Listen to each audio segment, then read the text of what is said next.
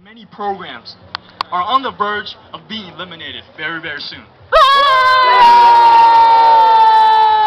And my biggest fear as a Cal Poly student, it's the same short-term notice happens on those programs. That's what I fear the most in the future. The short-term notice is going to come one after another. And I want to tell you guys, I want to urge you guys, because we need time, right? We need time. Give us time. That's exactly the reason we're doing this rally today. You know, as a student, I understand that our school is in a very, very big economic hole. And it needs to fundraise, to get fundings, to keep the service which it's providing today. But as a student, I also know that when you're making these decisions, we need time. We need time to respond, and that's exactly the two demands that we're making today. The first one is timely notification, not no timely notification, timely notification when you're implementing the policies. And the second one, it's student representation when you're making these decisions.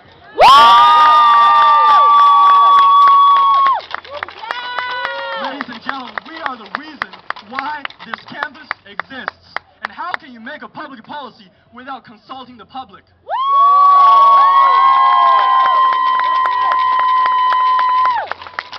And allow me to give you a huge smile right here, because I want to congratulate you. Up until yesterday, after meeting with Dr. Ortiz, these two have been met.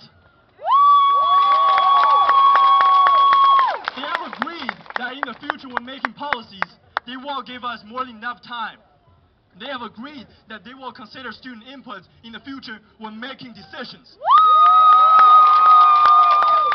And ladies and gentlemen, when those people are saying, this is inefficient, this is a waste of time, I'm telling you, this is the most efficient thing, and this does not waste time. You guys, by standing here today, have made a difference.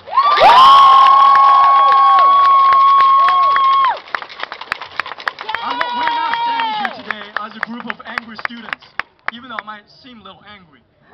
And we're not standing here today as young women and young men who have extra energy, have nowhere else to use them. I'm pretty sure y'all do have those channels. We're standing here today because we're educated individuals who are the future of this state and who are being heavily impacted by these policies.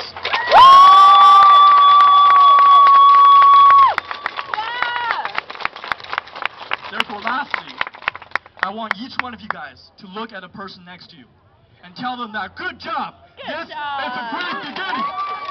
Thank you.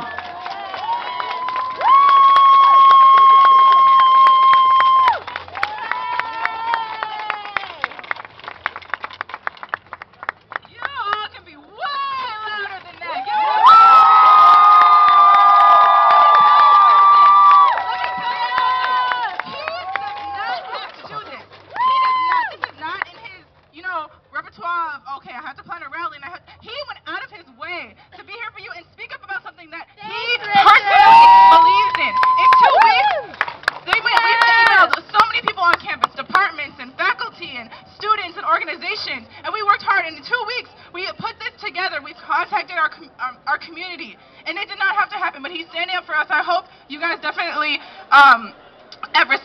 know that and understand that. And again, I want to let you know, there are going to be a lot of people who aren't here for many reasons. They don't agree, or they think this is a waste of time, like he said. But no, we have made a difference. We are here standing, and every time you do something, every time you stand here, every time you sign a letter, every time you call your legislator, you make a difference. So don't let anyone tell you.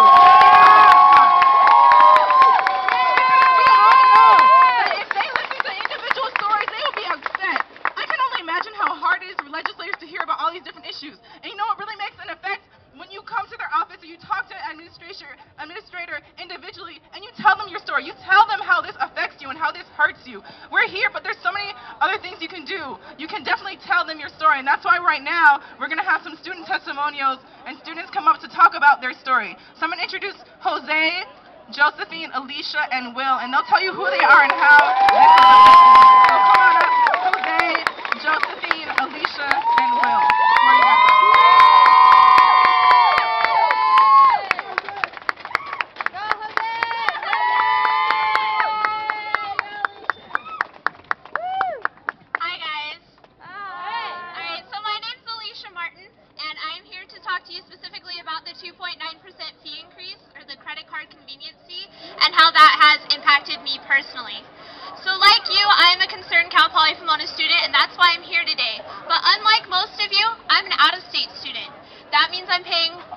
more for my tuition than most of you are.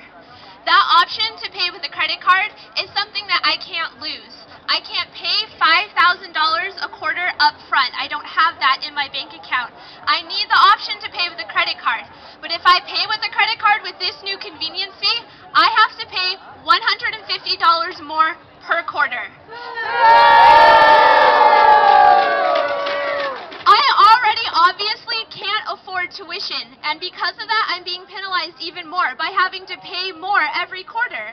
And this policy is completely unfair. It's something that's targeting certain students, and I don't think that's something that should be allowed.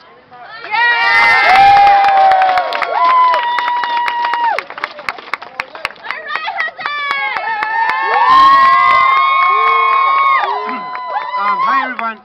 I'm actually happy to see all of you guys here. I'm excited actually to be part of this group. By this policy, how it affects me, well, I'm about to graduate, but I have brothers and sisters, and all of them are in school. I know one of them is here and two of them are in other schools, but if I can drop a cent and express my voice so to show my concern about this, I think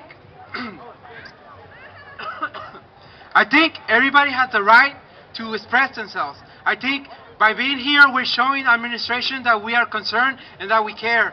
And I think I've been here for a couple of years, and I've been part of the summer school cancellation. I've been part of the 100 classes canceled for math a couple of years ago, and I demonstrated and expressed my voice. And that's why I think sometimes administration, it might sound a little bit childish, but I think administration sometimes don't touch their hearts when they make a decision. Thanks, Jose. Guys, it's awesome you guys are here. I just want you guys to know this is really healthy what we're doing. Coming here and meeting together. Every major change that's ever happened in this country, it didn't happen by people just sitting back and saying, well, let's just let's talk about this and share our feelings and stuff. No, people stand up and they march and they talk and they fight for what they want.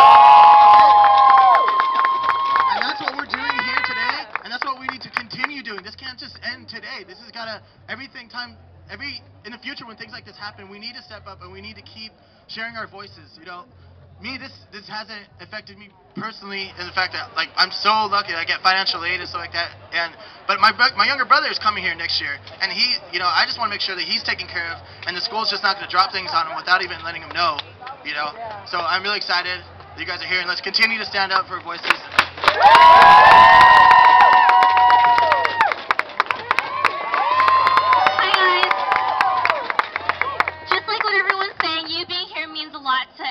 Like, it makes a big difference, and it matters so much. Some of you are here because you're directly affected by all the different policies that the schools have been implementing. Others are here because basically whatever reason we're here for, we want to protect our education. It's part of a bigger picture. Education is super important, and if you look at like how much budget cut we're giving, like, okay, we're given a certain amount of money for education, and we decide how to deal with it by, okay, we're gonna have to do furloughs, we're gonna have to cancel summer schools, we're gonna have to lay off some people, but we need to start thinking critically for ourselves. We can't just keep taking this, and we need to think, why is education getting only 2% of the federal tax? Why is education being cut and more prisons are being built? Education's important. Education, if you invest more in education, you avoid a lot of the world's problems. You don't need that many prisons in the future. And this isn't just for us, it's for our brothers and sisters, it's for the future of education, it's for our society. And it's really important that we keep on doing this. It doesn't end here. If you, like, tell your friends who didn't participate here, there's so much more to do. And this is only part one. We also have the March 4th rally coming up. There's so much more to take part in.